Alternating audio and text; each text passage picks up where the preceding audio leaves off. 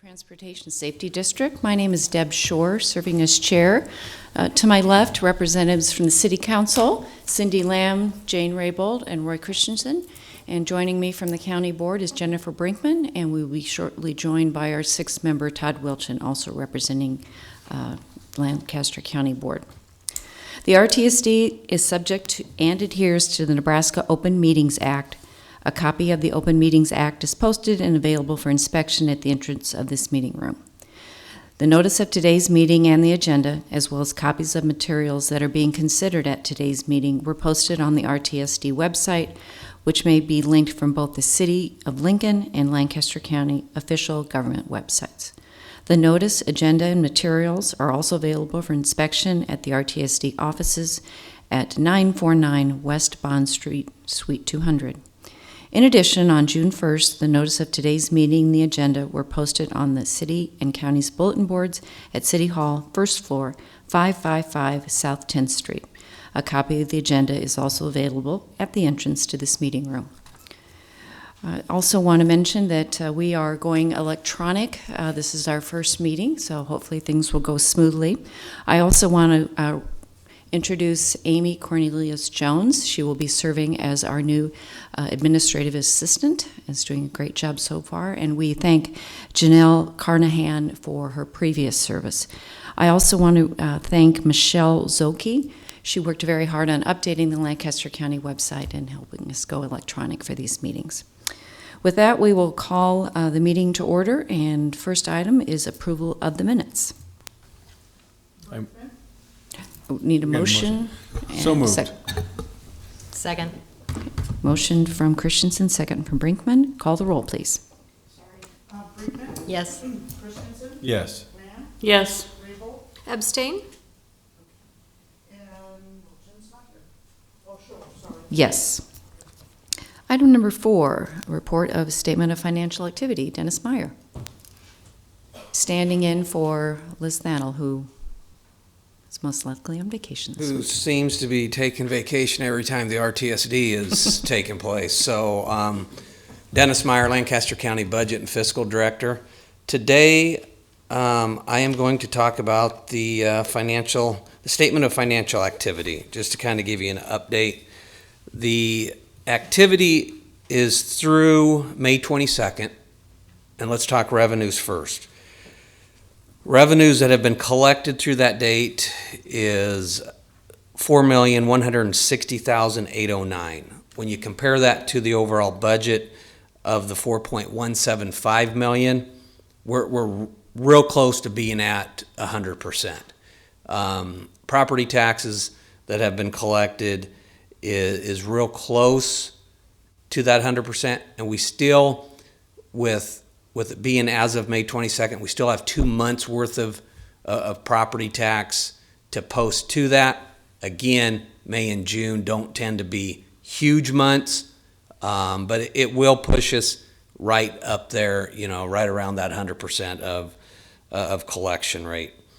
Interest, you will see that our percentage collected is at almost 150%.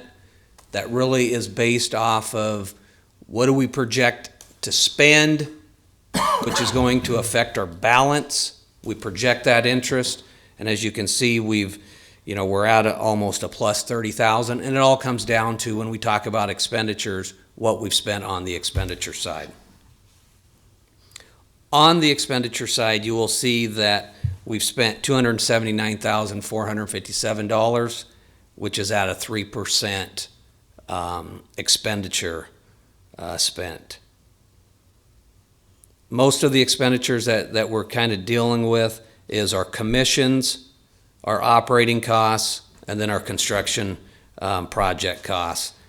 And like I said, that's at just right around $280,000. Next portion on here just gets into balances. You'll take a look at our ending cash balance as of that date is at $28,066. The majority of it sitting in investments, and we're talking a little over $20 million there. So you work down to a total fund balance of $20,053,208. And then the final portion of that just kind of breaks down where that money is sitting at. And you will see a little over 11, 12 million is sitting in money markets, and then we've got the remaining amount sitting in CDs. Any questions for Dennis?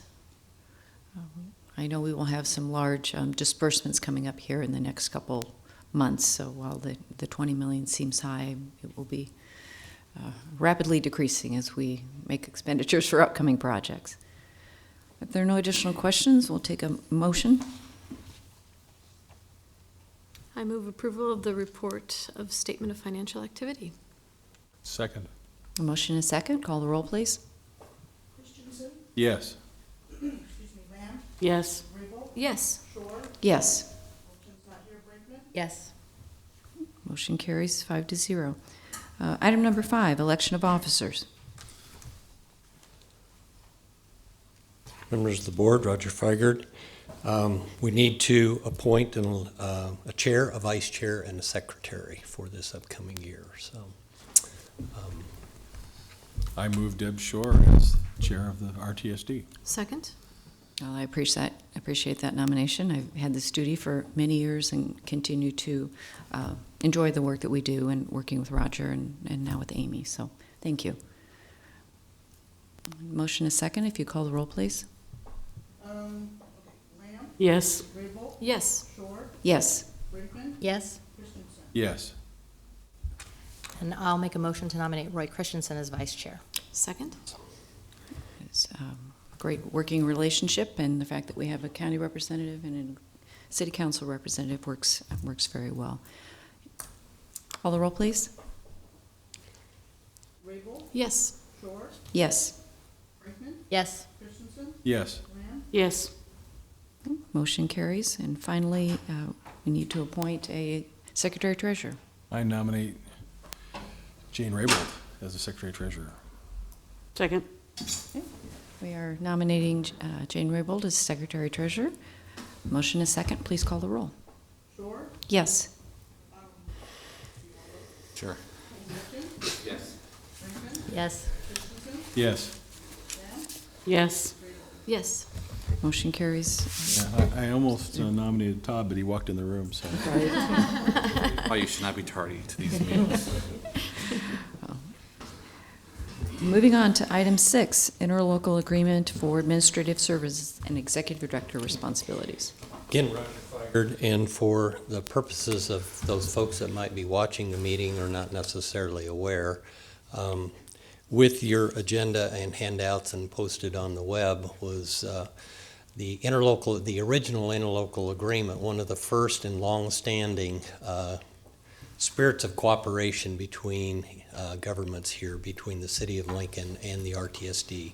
And it was late in 1990 that the City of Lincoln, through its Public Works Department, agreed to take on and assist the RTSD in providing executive director, administrative staff help, put together the budgets, and also provide engineering support to that as well. That interlocal agreement is still in place and continues, I think, to serve the board very well. And in the spirit of continuing that service that I've had the pleasure and privilege of doing since the fall of 1991, you also have a copy of an agreement between RAF Consulting, myself, and the City of Lincoln, in which I have agreed to, was very pleased to be given the opportunity to continue to serve in the same capacity as I have been as executive director. Director Esposito from Public Works and Utilities is here. If you have any questions for her, that clearly the city is interested in the continuation of that relationship, providing good administrative support and executive director level work. The contract also lays out the scope of services, and I think you'll find those are the same kinds of things that I've been doing in the past and would continue to pledge to do for the board into the future. So, with that, I would answer any questions, or if you have any questions for Ms. Esposito. Yes. Thank you very much for being here. Be interested in any information you'd like to share with the board. Yes, Mickey Esposito, Director of Public Works and Utilities, and Roger had to retire on us, so we wanted to make sure we provided continuity and reliability of service during this time of transition, of filling his position permanently.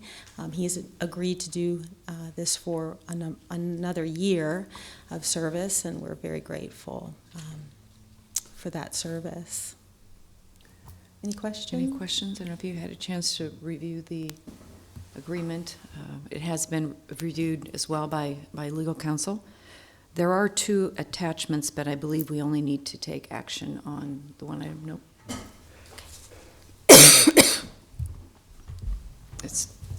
That's simply a report and status of my continued service. The RTSD does not need to take action on that agenda item today. We just wanted to make sure everybody was well aware that the management and leadership is in place to continue. Thank you for that clarification. Any questions? Not, we will move on to item 7.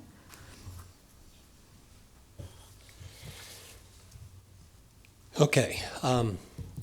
Also, as part of our action today, we've been talking about a South Beltway for a long, long time. Another area of significant cooperation, support, and assistance. I think the RTSD, well, to this point in time, had not legally has any obligation to the South Beltway, the local share, and the cost of that.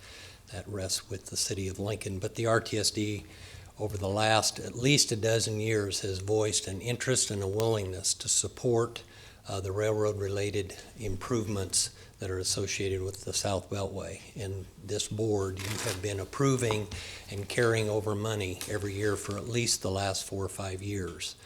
And in an effort to try to have certainty of the future, certainty for the project, as well as financial certainty, the city and the RTSD have been talking for some time about an agreement that perhaps caps the cost, makes certain, and what you have before you today is an interlocal agreement. This agreement is between the RTSD and the city. It is in the spirit and the context of the RTSD supporting and helping the city pay a portion of the local share of the South Beltway, specifically for those costs for that are railroad-related bridges over the railroad tracks, one at the west end, one at the east end, perhaps some additional county road relocations that would be required as well because of the South Beltway. This is consistent with the conversations that we've had. We all know publicly that the costs of the South Beltway have gone up over the years, and this agreement sets a certainty of the cost share for the RTSD with the city, no matter what else happens with inflation on into the future. And like I said, this conversation has been going on. This agreement in front of you today, though, has had some continued discussion over the last few weeks, and there are some minor revisions and some cleanups that we have been talking about in the last couple of days. And Mr. Kudelik is going to come forward and share what those amendments and changes are, and I have a new copy for you for board members.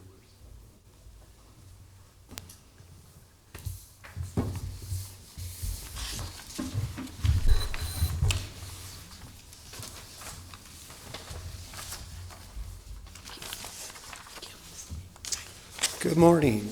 Bill Kudelek, Crosby Gunzel Law Firm, legal counsel to the RTSD. As Roger indicated, this has been a fluid agreement, and over the last, since Friday, there were some additional revisions requested by the city. And we have met and discussed those concepts, and before you is a markup version of that agreement with the most recent revisions noted in red there. I identify these as mainly cosmetic and explanatory provisions, and I'll go through with each of those briefly. On page 2, recital H, this is new language that I suggested, quite frankly, in response to discussions with city representatives. Basically, what it does is recital G and recital H simply recite historical process that both the city has taken and the RTSD has taken with respect to preparations for funding of the South Beltway. And so I merely envision that as explanatory provision with regard to what the RTSD has done with respect to funding commitments and planning for its portion of the South Beltway. The next revision on page 3, section 4, this was language requested by the city, a couple of revisions there, merely style in my view, explanatory, indicating that RTSD is going to allocate and segregate funds associated with the commitments under this agreement, both the $10 million this year and the $10 million next year. And it'll do that with respect to its annual budgeting process. Regardless of what this agreement states, it will continue to do that as part of its request for a levy from the county and with respect to its approved budget process. The next revision on section 5 is a request by the city to remove language regarding the subsequent spending of the funds here through subsequent interlocal agreements. And it's my understanding that this provision is really unnecessary to the agreement. The operative sentence with respect to section 5 is the first sentence anyway, and that is that the funds that we're committing to the city through this agreement are going to be used exclusively and solely for railroad-related improvements, and that is clearly the case in section 5. And then finally, in section 7, the revisions there, this is probably the most substantive, in my view, regarding a revision requested by the city. Previous version indicated, and this going back, this provision is the provision that indicates that if the RTSD funds committed under this agreement aren't used in an appropriate timely fashion, that they should be returned to the RTSD. Basically what this provision provides is that if the funds aren't necessary for the project any longer, within 90 days they should be returned.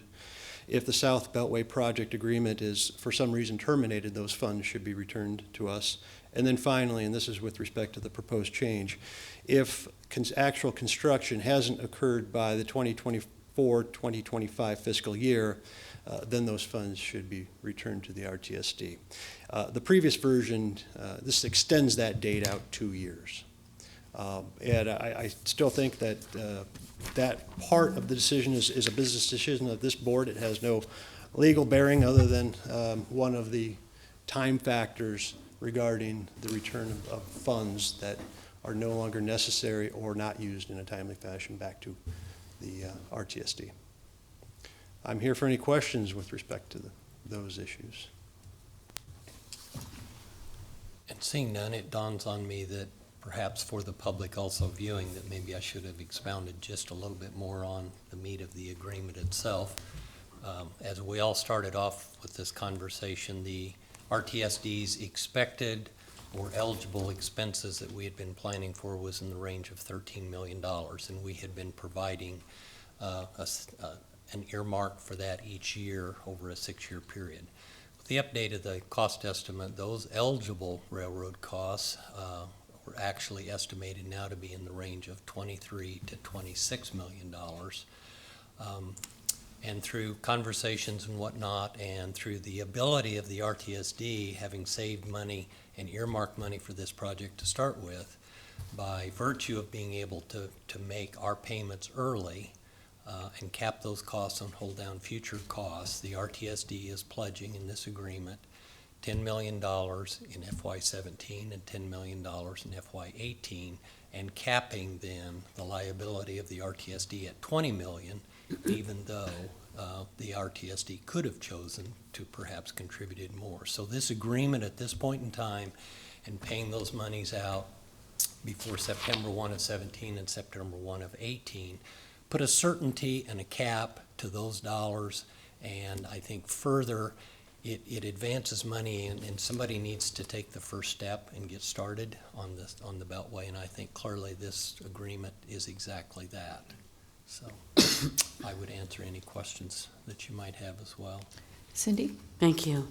So I know this is all tied into the agreement with the state that there was a press conference last week and so forth. And my question is, do we have a date on when the state will actually enter into that agreement so that we make sure everything that we're trying to cap is actually capped? Director Esposito is here, and she's in a position to discuss the city's position with the state. Thank you. Okay. Dancing. Thank you for your question. We are currently and actively negotiating, memorializing the agreement in principle that we have with the state. We met with them on Friday to go over those terms verbally, and they have committed to a draft supplemental agreement with the city in 4 weeks. So we're going to keep that moving along. This is an incredible and important commitment to get that ball rolling and to start down the period of memorializing that agreement. And then we'll come to City Council to make CIP amendments at the same time that we get the agreement passed through the county board and also, through the City Council. And so we'll bring all of those together at the same time. But we should see a draft within the next 4 weeks. Roy? So as I understand it, this interlocal agreement is between the RTSD and the city of Lincoln and caps the RTSD's contribution. Correct. Within a month, approximately, the city will enter into an agreement in writing with the state, capping the total city contribution to the project. Correct. Jane? Mickey, could you go over how this impacts or does not impact the other projects that RTSD is working on? Certainly the 33rd and Cornhusker Highway project. And Roger will definitely come up to talk about impacts to other projects. And in this case, he's actually probably going to assure you that there are no impacts to other projects, but that's another important question. On the city side, with respect to our cap with the state, there are also no impacts to other projects or project schedules. Clearly, with the schedule that the county commissioners have been ramping back and replacing the levy as we are, with this proposed interlocal and with the proposed budget that's before you today, the 12-year CIP, the 33rd and Cornhusker is not delayed over where we thought we would be. Making these 2 early payments do not jeopardize any of the current projects that are on the CIP. Additional questions? I actually had a comment. Thank you. I just wanted to thank Public Works for moving forward and getting a cap on this. I think this is an important project. We've had this question ever since I've been on, I think, the RTSD, and so I appreciate the work that they've done in that. Thank you.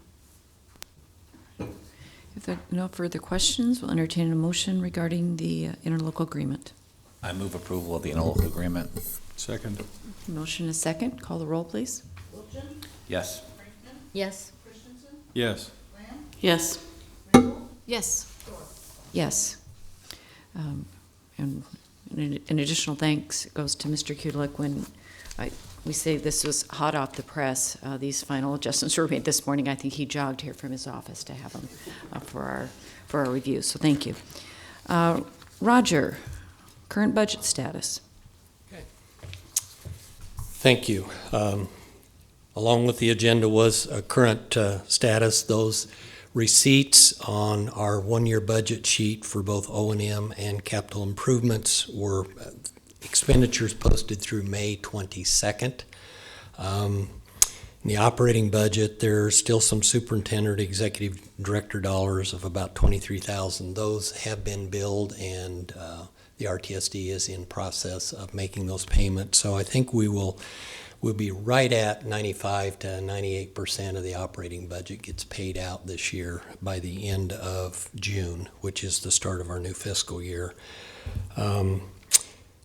We haven't spent an awful lot of money on our projects. Again, a lot of that cash in the CIP is because we have been appropriating money and saving it for the South Beltway, but we had not been making those expenditures.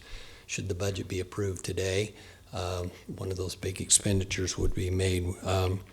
It shows we've only spent we have only spent about 2% of the actual crossing and CIP. To date, just under $150,000. That is not an indication that we haven't been making progress on projects. We just haven't had to expend those monies. Plus, again, the Beltway money is in there, over $6.5 million for that for this year existing. No problems, no trials. I think things are in order. So I would answer any questions you might have on the current status. We don't need any action on that item. It's just to share where we are.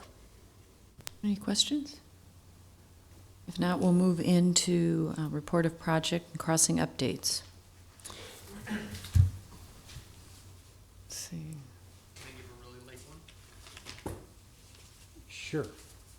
I don't.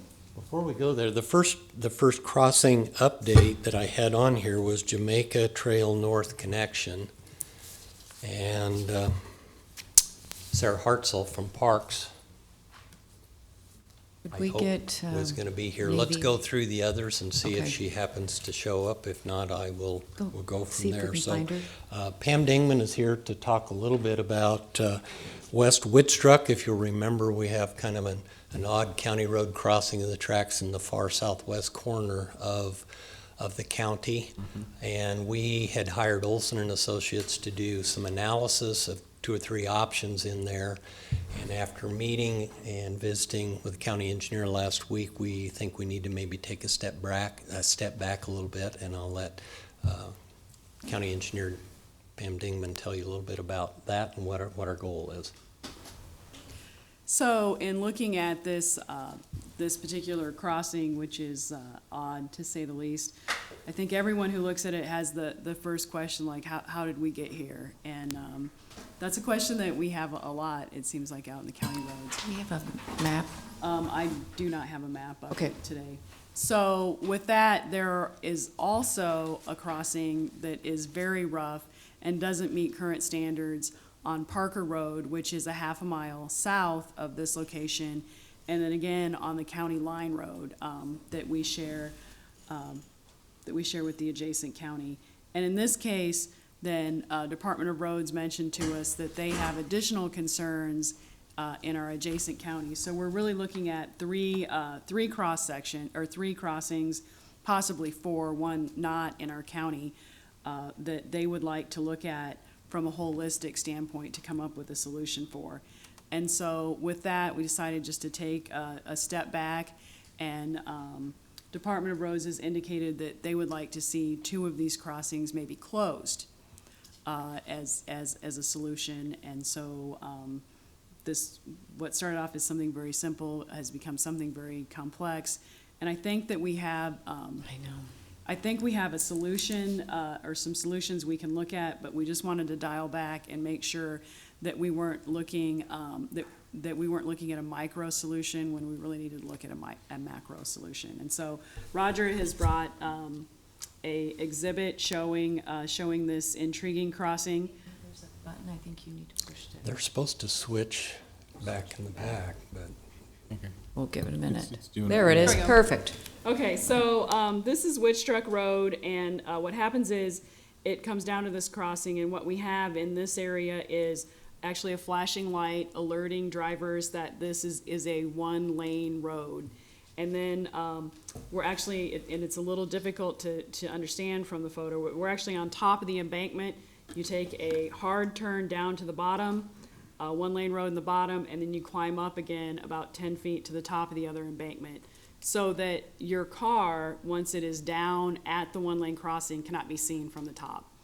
And it's really that visual, and then along with that 1-lane road, that we wanted to take this opportunity to fix, so. Questions for Pam? And then south of there are 3 additional crossings, is that? That would be a part of this study as well? So as we look at this is the Whitstruck crossing, and then we come down to the south, and this is Parker Road, which is an interesting county road on a half-mile point. And if you're familiar with this area of the county, you may notice that not all the roads, the section line roads, have ever even been opened up because of drainage in this area. And so it's one of those areas where we don't have a lot of connectivity, but this Parker intersection, one track is actually, about 3 feet higher than the other track? Yes. Creating a difficult condition for drivers. I get a lot of complaints about this crossing from the resident that lives at this location, and then from the residents in the other area. And so then as we're to go down just a little bit more, you can see the intersection here. So just off the map is the third crossing on the county line. And then intriguing is also, for some reason along this area, is where BNSF stores a lot of equipment. It's one of their maintenance yards. And it would be interesting to see if we could find a way to bypass both tracks. So that's what we're currently working on. And again, it's become a little bit bigger discussion than Roger and I had initially anticipated. I think probably what's important with that larger discussion that gets into the potential of additional closures, the public involvement, talking with the folks that live out there is key and important and needs to be done before we go any further. So that's what our amendment and taking a step back will do. Jane? Pam, could you talk about what is proposed for the improvements on Whitstruck Road? I mean, are you going to Well, I remove guess that curve or straighten it out? I guess or- we could talk about that. What we have come up with is actually 3 different solutions for that. One to kind of straighten it out and grade it down so that you have sight distance. Right? One would be to just run the road right straight through on the same angle.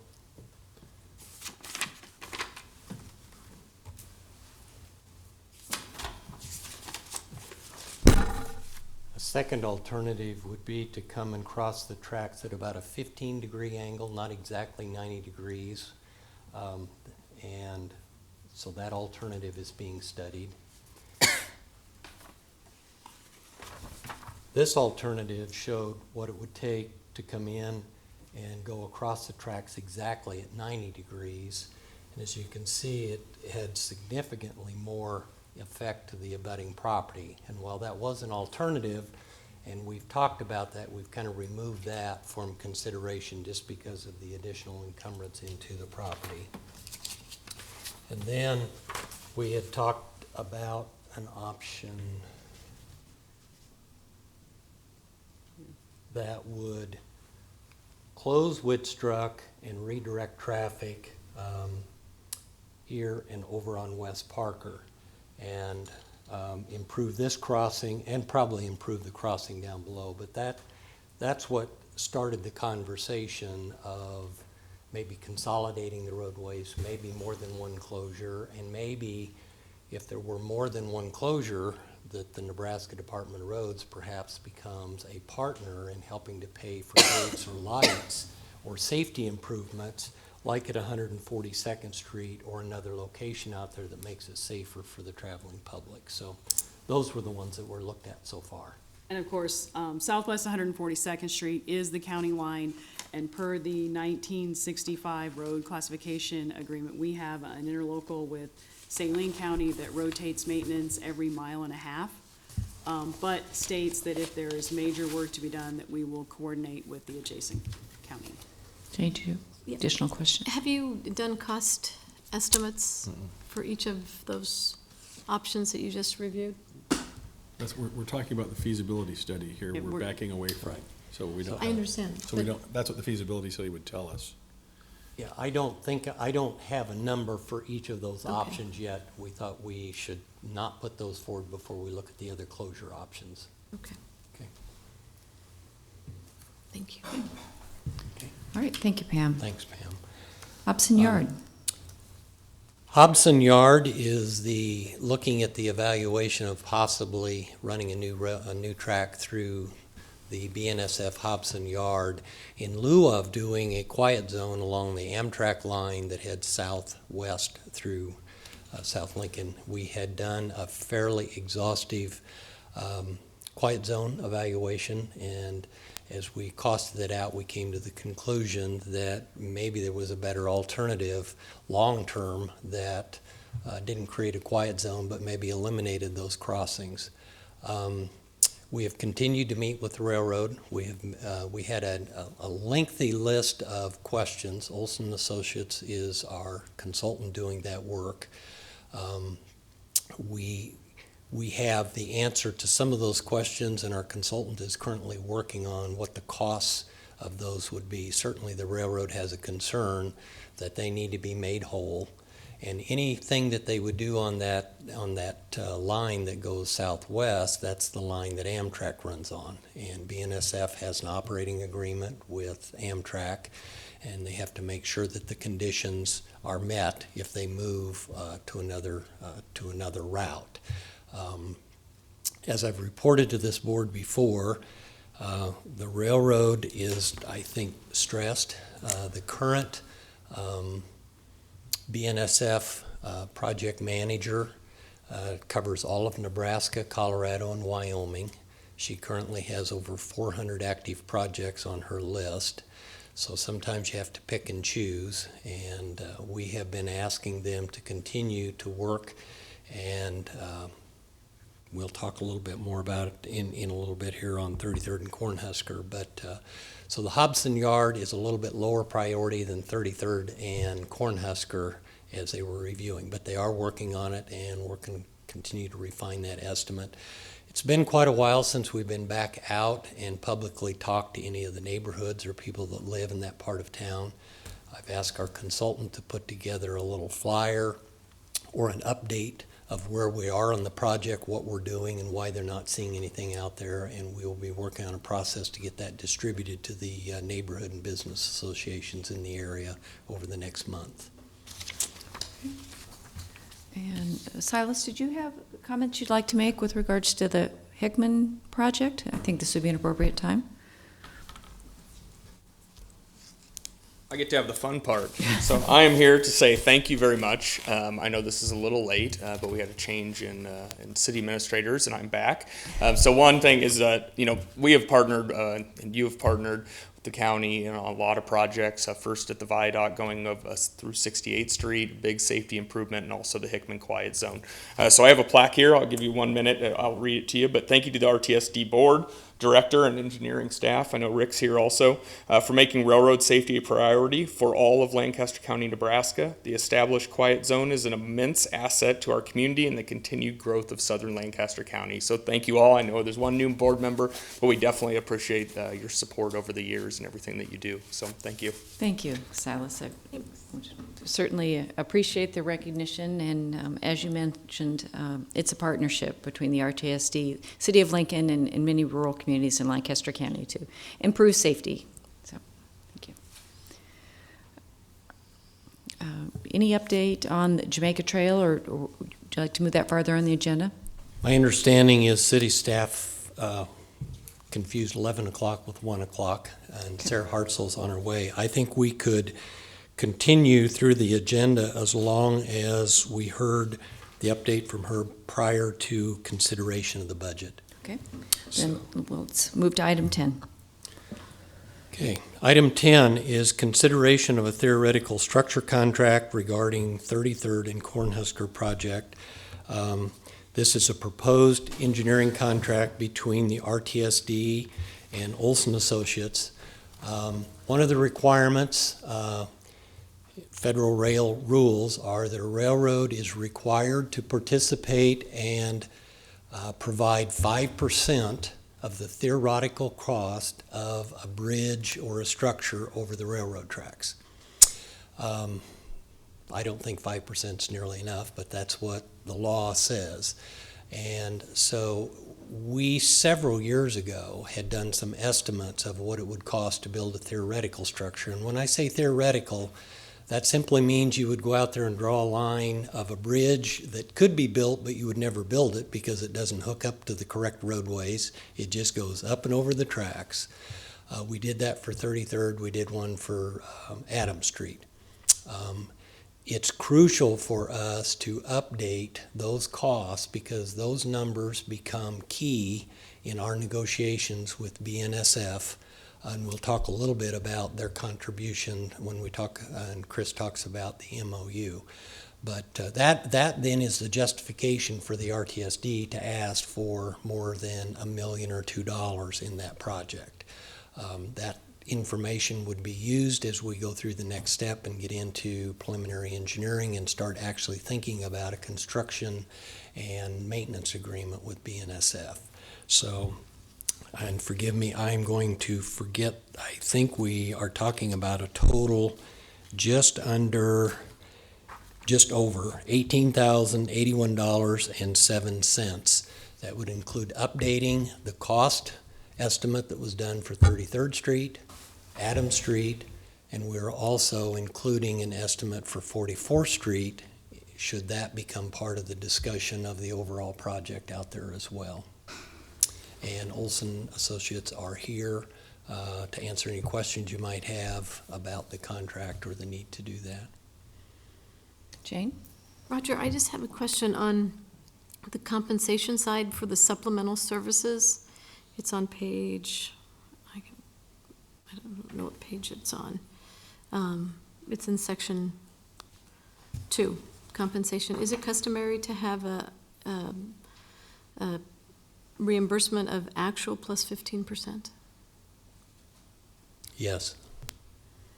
Pretty typical for an engineering agreement to include that. Jennifer?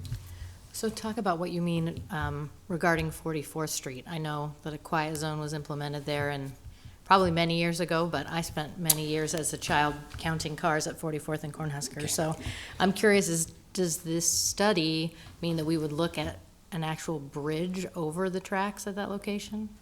I doubt we'd be looking at a bridge, but I think part of the greater discussion will include dialogue of the potential of closing that at grade crossing and being then the access and the circulation being replaced by the bridge or bridges that are being built closer to 33rd or 35th.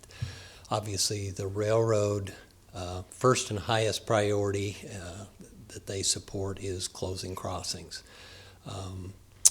If we were able to find solutions that met the needs of the area, both social, economic, as well as just land use in the area, the potential of closing 44th, I think, significantly increases the RTSD and the community's ability to ask for additional funding from the railroad to support the project.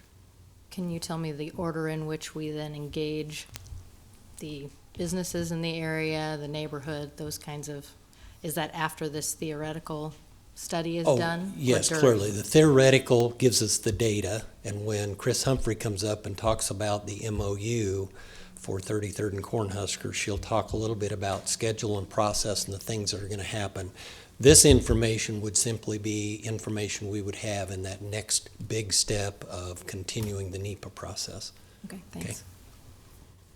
Cindy? Roger, how often are we doing the studies, cost studies, in order to help with our negotiations? Well, we'd only do them typical when we're trying to negotiate an agreement or get funding from the railroad. So we wouldn't be doing those cost estimates unless there was actual anticipated work to come out of that and a contribution to be received. So I did that a number of years ago. This project has been on the books for quite a while, and we have struggled to get some things going. So I had the cost estimates done years ago to give me a sense of what those costs would be. At one point, I had gone to the Nebraska Department of Roads and the railroad nearly 6 or 7 years ago and had asked them for the railroad for $10 million. And they said, well, you're going to have to prove to us why we ought to give you $10 million. So we started that. That information is there, but it needs to be updated in today's dollars, plus add 44th Street as a potential. Doesn't mean anything would happen to 44th, but we'd have the data. So there's not necessarily a defined lifespan of how long these studies are good for. Okay, thank you. Any additional questions? No, I'll entertain a motion regarding the theoretical structure contract. Yes, the motion would be authorizing chair and executive director to sign that contract for Olson's to do that work. So moved. Second. A motion and a second. Call the roll, please. Brinkman, Yes. Christensen, Yes. Lamb, Yes. Raybold, Yes. Shore, Yes. Wilchin. Yes. Motion carries 6-0. All right. Continuing discussion regarding this project. Okay, yes. Item 11, I'm going to ask Kristen Humphrey to come up. I will do just a little background and history as she's coming forward here. If you will recall, about a year ago at this board meeting in June of 16, the board accepted the findings of the preliminary environmental linkage study. And at that point, we had recommended that before we start spending additional hundreds of thousands, if not millions of dollars in a NEPA and preliminary engineering process, that it was appropriate for the RTSD to know we had stakeholders that were on board for us. And this board nodded its head and said, you guys go out and build support with the stakeholders, the primary stakeholders being the Nebraska Department of Roads and the BNSF Railroad.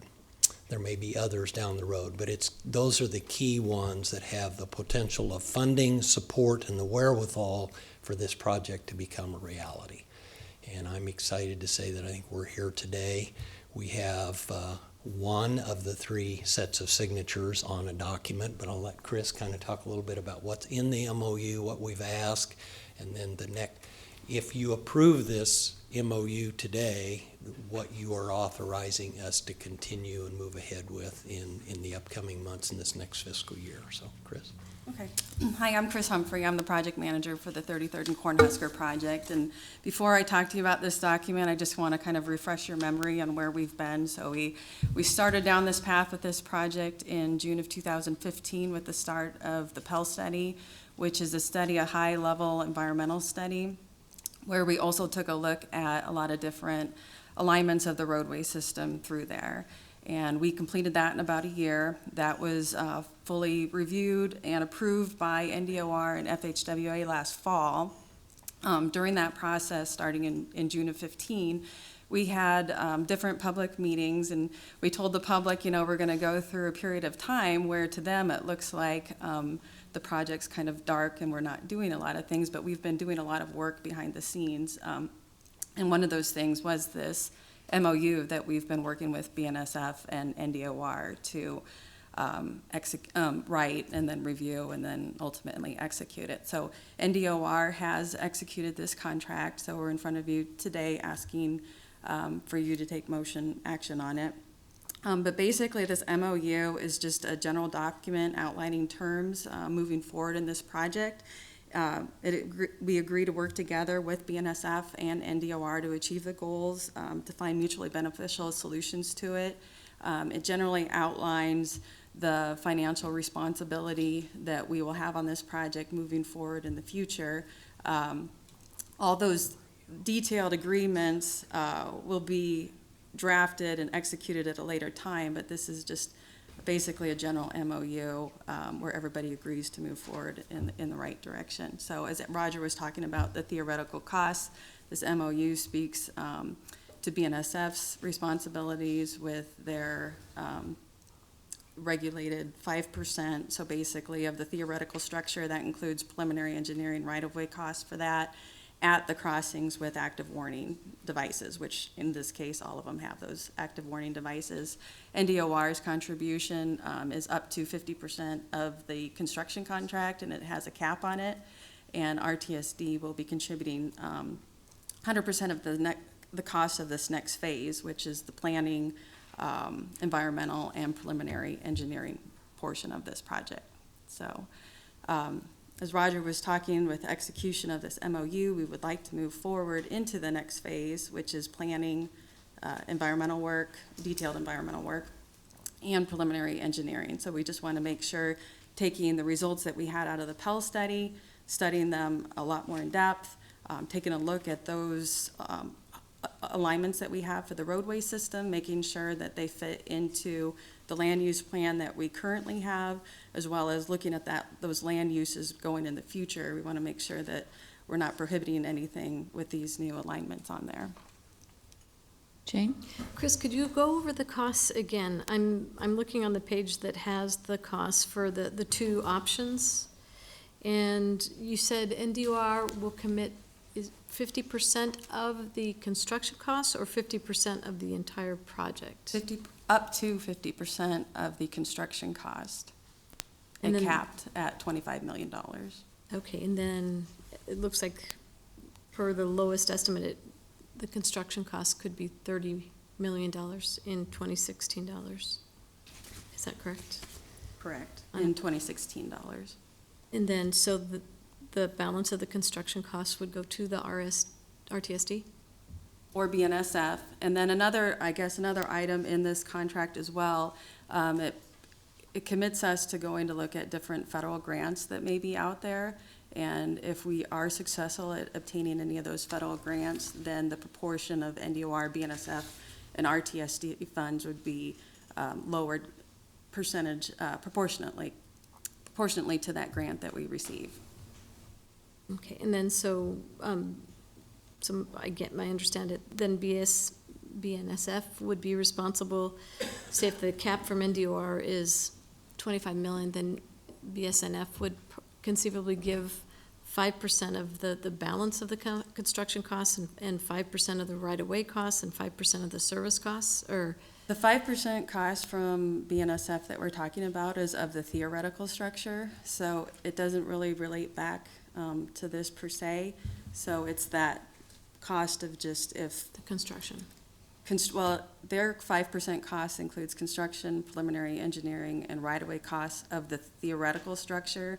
So it's the structure that will never get built. It's the estimate of costs that we, if you just have a railroad crossing and you say, I need to get up and over this track, you go from point A to point B, you estimate what the cost of that structure would cost, and then the construction, any right-of-way impacts, and the preliminary engineering of that theoretical structure would be the 5% that BNSF is required to pay at each crossing. Okay, so the good news is we have opportunities to help supplement NDOR's contribution with grants.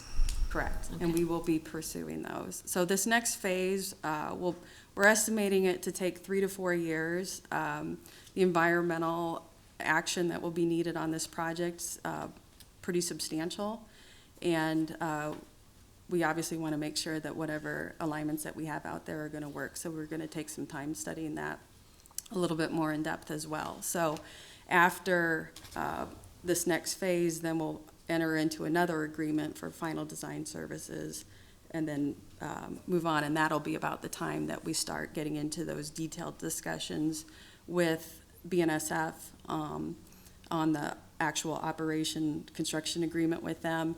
And then after the preliminary engineering, that's probably the time where we're really going to be getting into the meat of any federal grants that may be out there at that time. Okay, thanks. Todd?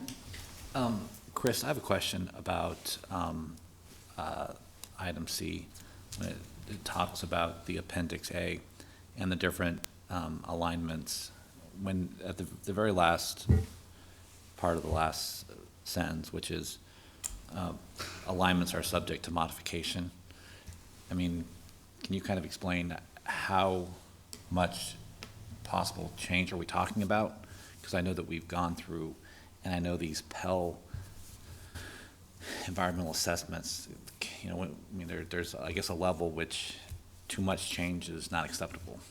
And so Yeah. can you kind of talk about that? So this Pell study, the Pell document that we had was reviewed by NDOR and FHWA. And this next phase is the NEPA process. So that's where we really start getting into everything really detailed. And basically with NEPA, even though we have a Pell study and we have 2 alternates that were preferred coming out of the Pell study, everything is still on the table in the NEPA phase.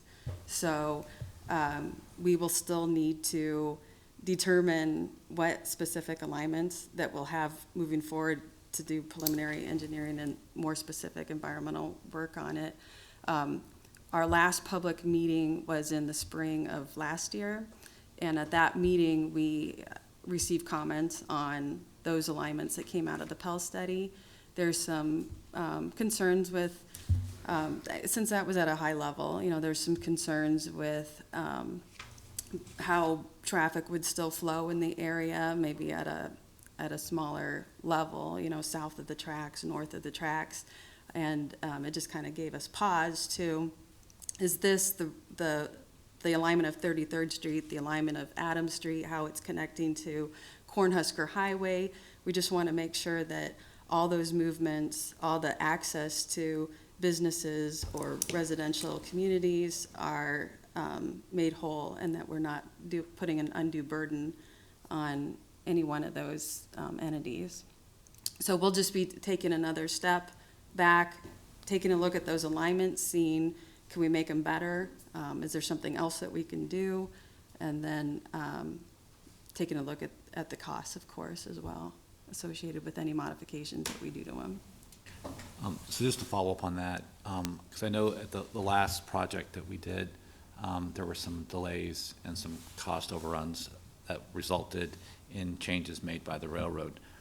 At what phase is the railroad involved in this process where they are involved? Because, I mean, that's one of the things that I think we forget to talk about, which is we talk about the public and about the public needs, but I mean, what about the railroads? Yeah, there's a lot of different agencies that we're going to need to coordinate with. Railroads, one of the big ones, obviously NDOR. The Corps of Engineers has their big Dead Man's Run study that will also be doing that. And basically, I think we'll just take the same approach that we did with the Pell study, and we're going to be walking hand in hand with these agencies throughout the design.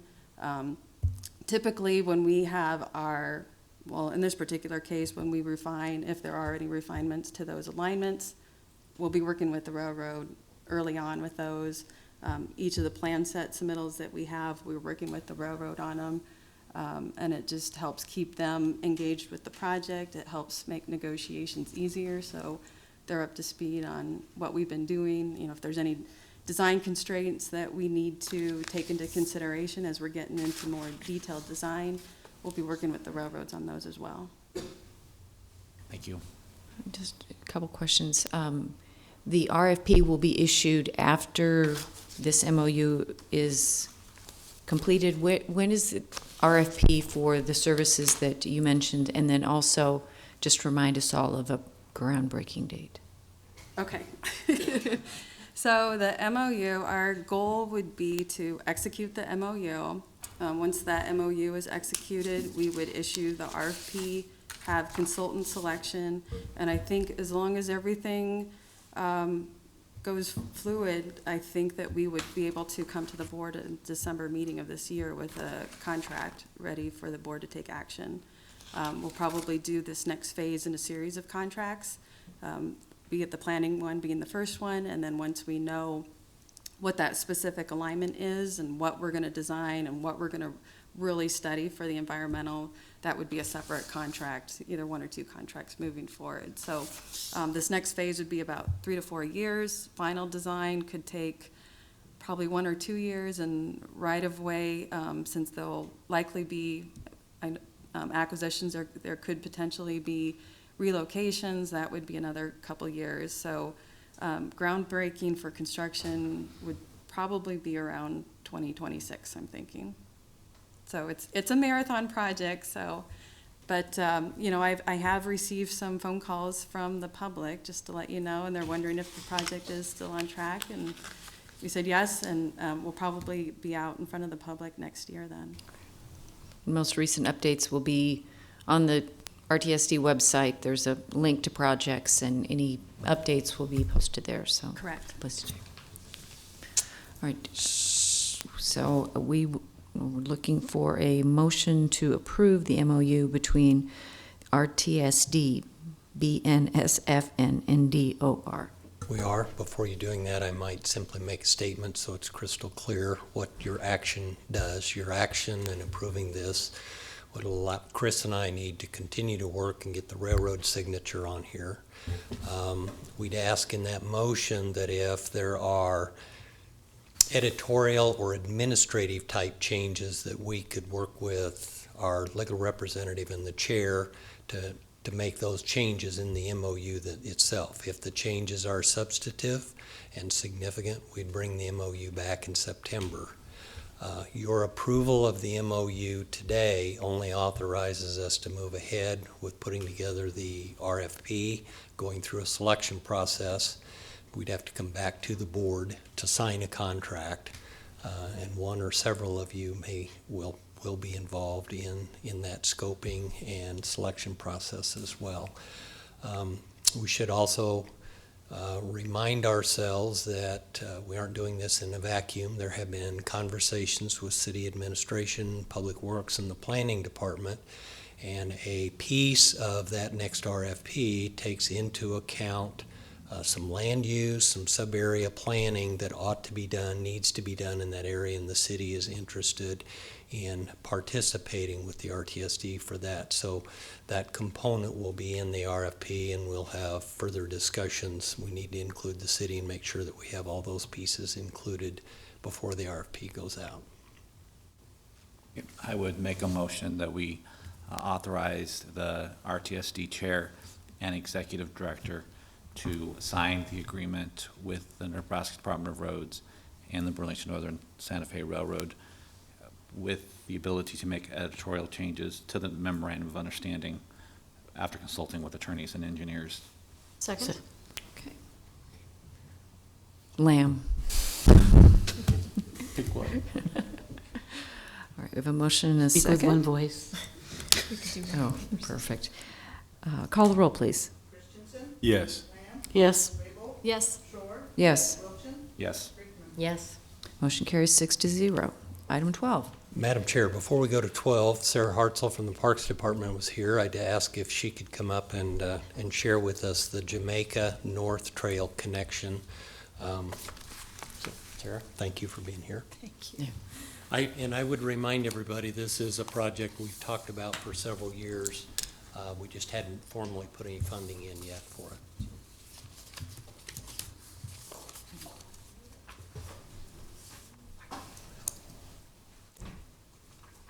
Good morning. I deeply apologize. I had this down at 1 o'clock. I don't know what I was thinking. I did come last year at June, about this time last year, to talk to the RTSD board about a trespass issue that we've long had at the Burlington Northern Santa Fe Railroad near Densmore Park. The exhibit that Roger's passing around is the one that I've got up on the projector here. It shows the baseball fields at Densmore Park. This is in the area of the Walt Library, the YMCA, just off of 14th Street. The existing trail, the Rock Island Trail, cuts across Old Cheney near 16th Street and continues over 14th Street. And then when it gets to this park, it kind of veers off to the south and east and heads back towards 14th Street and eventually out to South Point Mall. However, if you did not veer off with the concrete, you might notice that there is a very well-worn dirt path that continues along that alignment. If you're adventurous and want to see what's at the end of that, you'd note that when you got to the end of it, it drops down quite a steep hill, goes across the railroad, and goes up another smaller hill and into Wilderness Park. This is not a legal trail.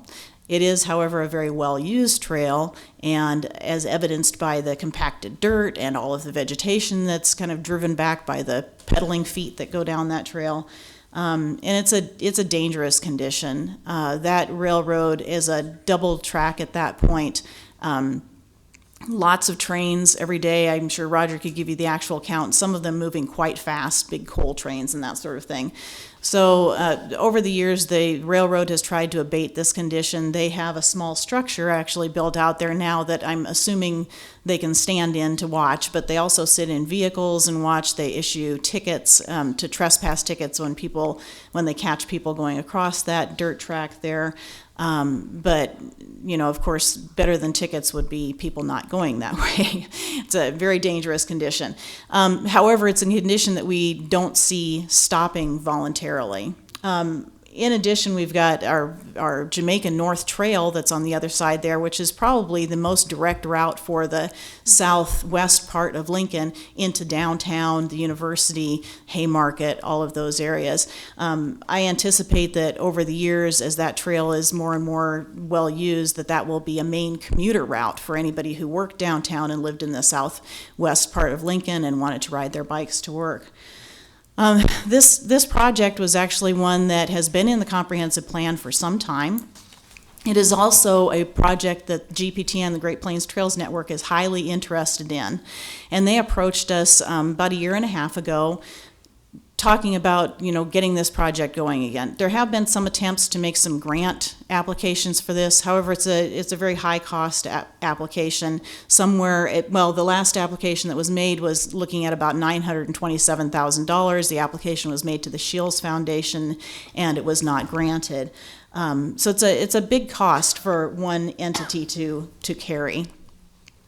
Great Plains Trails made a commitment last year to do some major fundraising for this. They already have $200,000 committed from two major donors, which is incredibly generous, and another donor who's considering, and they believe they can have committed for an additional $100,000. So that's about $300,000 from three private donors for this project.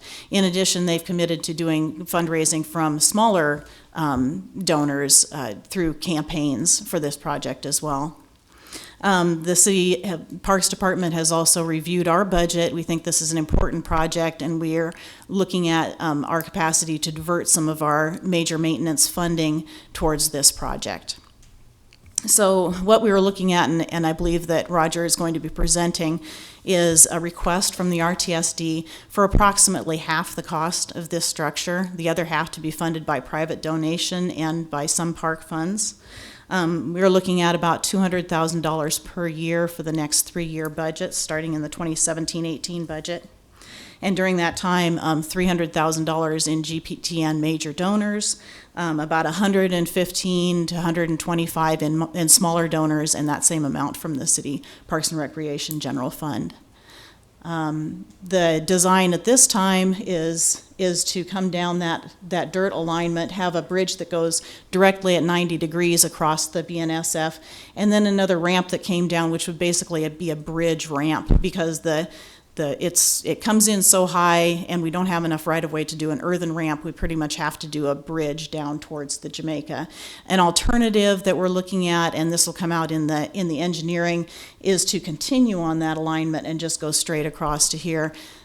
At this point, it looks like those two the dollar amount is coming closer together, so there may not be a difference in dollar amounts on that, and that'll be part of the initial preliminary engineering as you go through the project. This was done as kind of a conceptual design, and Olson's is also preparing materials for GPTN to use in their fundraising effort. And that conceptual design and those materials were entirely funded by GPTN, so they've gone out at about $20,000 of their expense to move forward on this project already. Jane? Sarah, is there any way that the impact fees for that southwest area can be used to help fund this project as well? Well, it would be an impact fee eligible project. The district that it's in would be, I'm not going to risk a number. I think it's 6, but I'm not sure. We are committed on that southern district by the Wilderness Hills Trail, which would be at about 38th and Yankee Hill going south. There's an elementary school that's going to be built down in that area, and then connecting down towards Rokeby Road. I would hate to delay that project. I think it's going to be important to get the kids a safe route to that school down there. But it's something that we could look at. And I'm also pursuing other ideas for grants, maybe reapproaching the Shields Foundation with their beautiful new building that they're building now. Maybe they think that this would be a good marriage of their foundation funds for this, and we'll keep looking at those opportunities. You might want to consider Costco too. Oh, yes. Put A little bit closer. Put their name on the bridge. That's even better, yes, even closer. So, since there's not an existing crossing, the railroad would not be involved in this? Well, we would still need their permission, and they would I need meant to financially. financially. We've talked about that. I don't really see them contributing to it, but it's a possibility. It's something I definitely want to ask the question of them. So had there been a crossing, theoretically, they would have been paying 5% of that theoretical crossing? In theory, the answer would be, I think that's right. In theory, though, the old trail that was there was a railroad. And then when that bank went bankrupt, it became a trail. So there really was never, but I suppose had that trail been there, I'm not sure we've ever finagled 5% out on a trails bridge, but I think Sarah is right. There is clearly a trespass problem, and trespass is a bigger liability issue for the railroad these days than car crashes and fatalities at grade crossings. So we have to work with them. There'd have to be a construction and maintenance agreement that would be put together. Who owns the structure, who does the maintenance, and clearly that would be the time to see whether or not we could get them to participate. I wouldn't be too hopeful.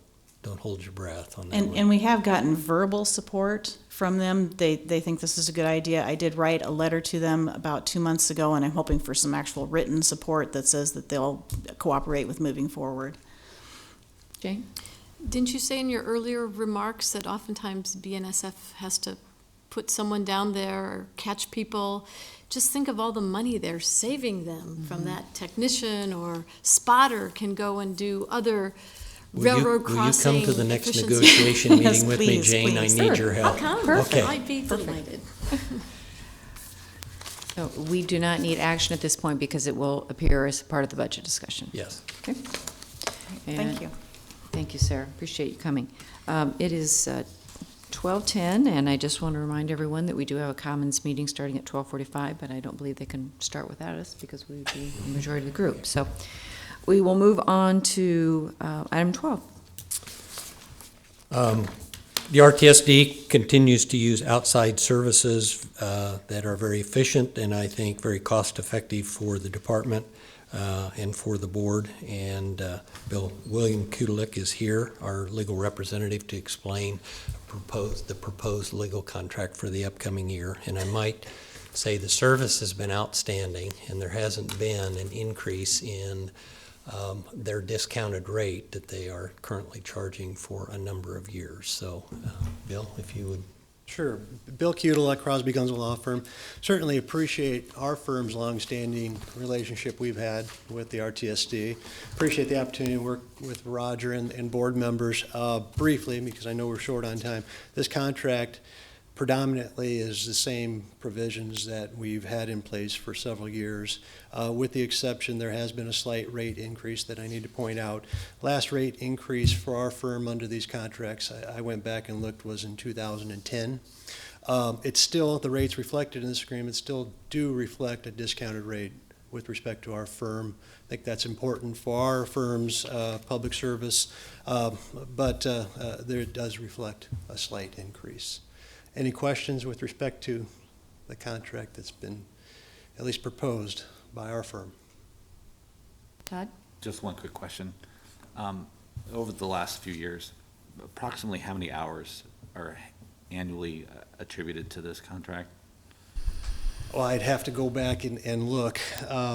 Roger, you have in the budget, if you've got your calculator out, we could probably do that math. But Todd, I will indicate there that I probably spend a few more hours than are actually invoiced to the RTSD. But with respect to this, maybe we can come up with a number here. 55. 155? Or was that the Yep, the total 140. before? 140. 140, okay, so.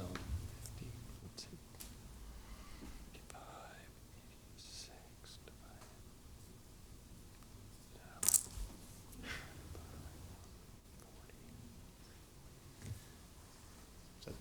Right around 40? Yes, pretty small number. If there are no further questions, I'd like to move approval of the contract for legal services because I Second. do think it's a deal. Okay. Call the roll, please. Right. Lamb?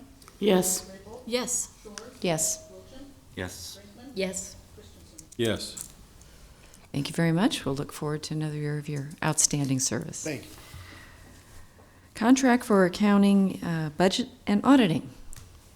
Likewise, the RTSD had used an outside firm for helping us with our budget and accounting, and Tony Gerina is here today. They also provided outstanding service. I would say in both the case of our accounting firm and our legal firm, they have been more than responsive when I've needed help and called to do stuff. They, even with discounted rates, they make the RTSD a priority in serving. So, Tony, if you want to give the highlights a little bit of that letter of engagement, what you do for us. I, as an engineer, I can't expound on that. So. That's fine, thank you. All right. Tony Gerina with HBE LLP. Want to first thank you for letting us be your auditor and assisting you with your budget preparation for over the years, and also to present the engagement letter for the current year. The engagement letter and our engagement are very similar to the prior year. The letter in front of you includes the services we will perform, HBE's responsibilities in regards to that, the district's responsibilities, the reports we will issue, and a fee for the services. Basically, our audit will be for the audit of the financial statements of the district for the year end June 30th, 2017. And we will also assist the district with the preparation of the budget for the year end June 30th, 2018. Our fee for these services will be $11,500, and we expect to begin the audit field work on July 19th, and we will also start the budget preparation immediately as soon as information becomes available, and I assume that'll probably be today sometime. So.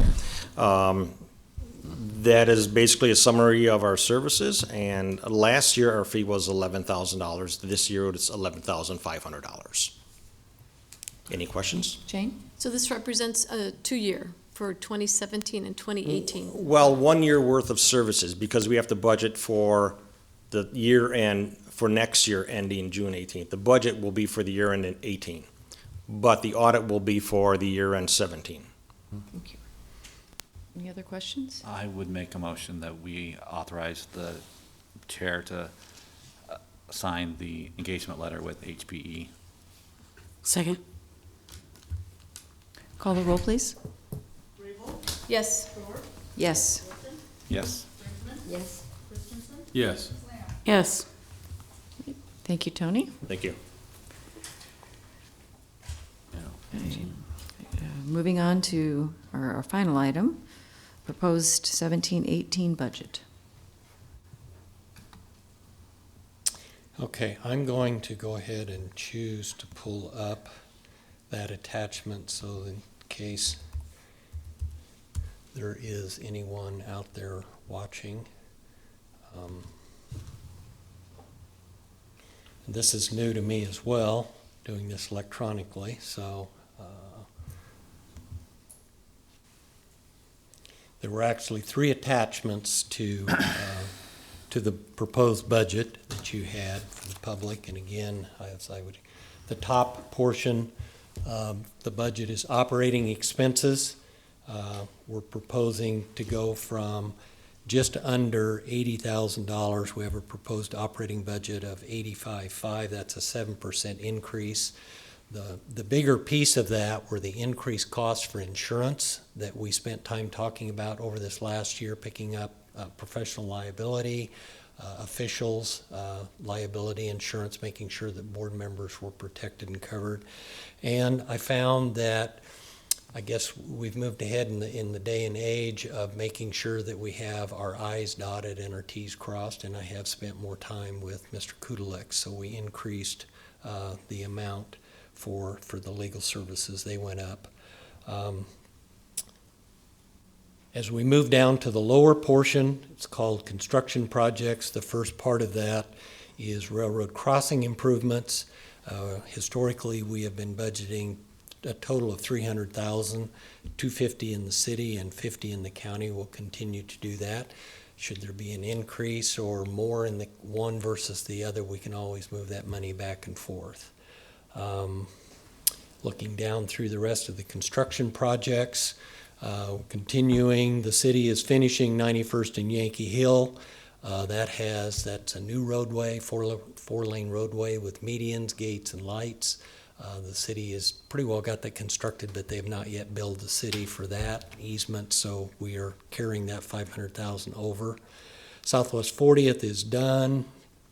The NRD keeps working on that Salt Creek Railroad underpass, so we're continuing to carry some money in there.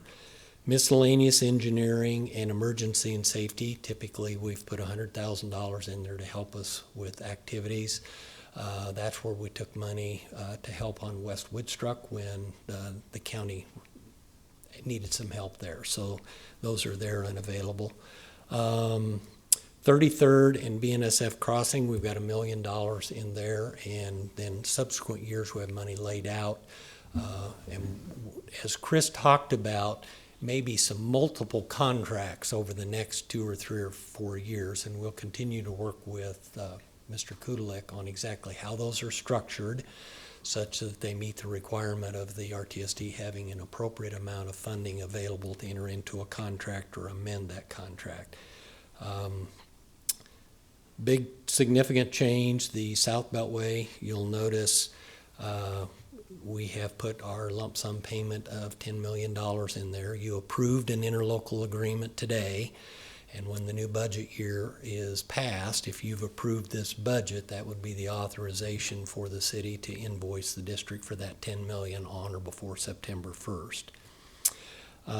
We're still holding a little bit of money in the Southwest Lincoln Feasibility Quiet Zone project because to answer questions, and we had some money left over in that contract, and we're just rebudgeting it depending on the outcome of the Hobson Yard feasibility. We've got $50,000 in that amount to continue the engineering work that's under contract with Olson's at this point for the upcoming year. OPPD in Pine Lake, the city's currently in the design process of finishing the reconstruction of Pine Lake Road from about 68th Street or 63rd Street on over to Highway 2, east from Campbell's Nursery area in there, and the OPPD line crosses there. So just like the Yankee Hill crossing in the future, there would be an improvement to that railroad crossing, and gates and light safety equipment would be made available. So I don't know how fast that project is moving ahead, so we kept money in the first year in case they wanted to do that. Then the last, we did add the Jamaica North Trail connection, $200,000 in there. And I guess as I'm going through the budget, one of the things that I want to remind myself as well as the board members is just because you approve a budget doesn't always mean that you have authorized that expenditure. You are appropriating that money to this account, but it would take, and I would expect as the Parks Department continues to work on that project and gets things lined out, there would need to be, as early as the September meeting, an interlocal agreement on this agenda whereby you would be authorizing the expenditure of those funds to the city. Well, that's been typical of how we have done budgeting and agreements between the city and the county for years and years. Putting it in the budget does not authorize us spending that money without another step and including going through an interlocal agreement. So you'll have another shot at that. I think that's a fairly reasonable number, and I will go on down. Is there any questions about this page before we move on? And I can always go back. Okay. Well, so related to that trail connection, did I hear Sarah say they were hoping we would fund 50%, which would be about $565,000? So you would anticipate budgeting a similar amount a year subsequent and another year? Yes. The sheet that I've now pulled up on the agenda is what we call the 12-year CIP, and 3 lines from the bottom is the RTS Jamaica North Trail connection, $200,000 in 17-18, $200,000 in 18-19, and $200,000 in 19-20. So those are the budgeted amounts. If you approve the budget today, you're only approving the budget for 17-18. The rest is for planning purposes. The other thing, though, that is always important for us to do is the next sheet is a cash flow sheet. And I just wanted to be able to show, with the intent of a cash flow sheet is to show that even though, like in 17-18, that $10 million for the Beltway is in that 12-4, the $10 million is in 18-19 for the Beltway, and then there's $200,000 per year in each one of those. It shows on the far right side that we do maintain a positive cash balance. So with the projected revenues and the levy process that we've been going through, it would appear we can add the Jamaica Trail North project without jeopardizing any other projects moving it back. Likewise, the $10 million from the agreement today for this year and next year are also solvent, and they keep us in the black as we move ahead. We don't move any other projects back. I did send you an email yesterday. The one other change that I had made in the budget was the 84th Street OPPD crossing right here. In the current budget, we had $500,000 in there, but as I've analyzed and worked with the city, it doesn't appear to me that there would be any proposed upgrading of the crossing there at 84th and the OPPD line over the next couple of years. So I moved that $500,000 out 3 years to wait and see what happens. Particularly with the fact that OPPD is not running any trains on there. We certainly don't want to go spend money that we don't have to. So that was a change that I did get to. So that would then, we have an proposed operating budget of $85,500, a recommended CIP and crossing budget of $12,420,000 for a total budget after you put in the commissions and whatnot of $12,598,800. And I would certainly answer any questions anybody has about the proposed budget. Todd? Well, I would just point out with the cash flow projection that the reevaluation years, we met with the county assessor last week, and that schedules needs to be moved up. I mean, Okay. I don't know if you've actually talked to the county assessor about his plans going into the future, but he did do the major reevaluation of residential this year. Right. If things continue, it probably will be more on a 2-year cycle instead of a 3-year cycle. Well, and I think I work very closely with Dennis Meyer in the commissioner's office and Liz Thanel on the finances, and I try to follow their lead. I will visit with them. I believe that this set of projections is based on Mr. Meyer's projection, best guess of where those evaluations will be in moving ahead. But I will check that. You're not approving the cash flow sheet. It's a document that's there to help support and show the impact of the projects in the budget. Can we afford it or not afford them? And not an actual approval. Well, certainly by our September meeting, we'll have final valuation numbers and the cash flow can be adjusted. Other questions? I move approval. No, you don't Can want I to make approve one it more? yet? Oh, you want to. Can I make one more comment, or because it'll play into the motion? This budget, the CIP, and the cash flow is based all still on the representation and the clear direction that the county commissioners have been able to give us in bringing the RTSD back towards the full levy. So this budget is based on an estimate of the levy going to 2.3 from 1.9 this year to 2.3. So my request would be, or my recommendation would be a request to approve this budget and request a levy of 2.3 cents from the county commissioners as part of that motion. So moved. Second. Todd? And as the chair of the county board, I would point out that, it is the intent of the county board to increase the levy as agreed to. We appreciate that. You've been true to the word, and in fact, the 2.3 cents this year is actually 1/10 of a cent higher than the actual proposed schedule that we were on, but with the reevaluation, maybe that is doable this year. So certainly we acknowledge that, Todd, and thank you. All right, any other comments? Not? Call the roll? Did you have a second on the motion? I'm sorry, You have a second on the motion? Yes. Okay. Jane. Jane seconded. Okay. Shore, yes. Wilchin, Yes. Brinkman, Yes. Christensen, Yes. Lamb, Yes. Raybold, Yes. Motion carries 5-0. At this time, we'll take any public comment. Anyone wishing to address items not previously discussed on the agenda? Seeing no one, we'll remind you that the next meeting is Tuesday, September 12th at 11 a.m. Motion to adjourn? So moved. Second. Okay. Todd, Jane. Call the roll, please. Wilchin, Yes. Brinkman, Yes. Yes. Yes. Yes. Yes. Thank you very much. We are adjourned.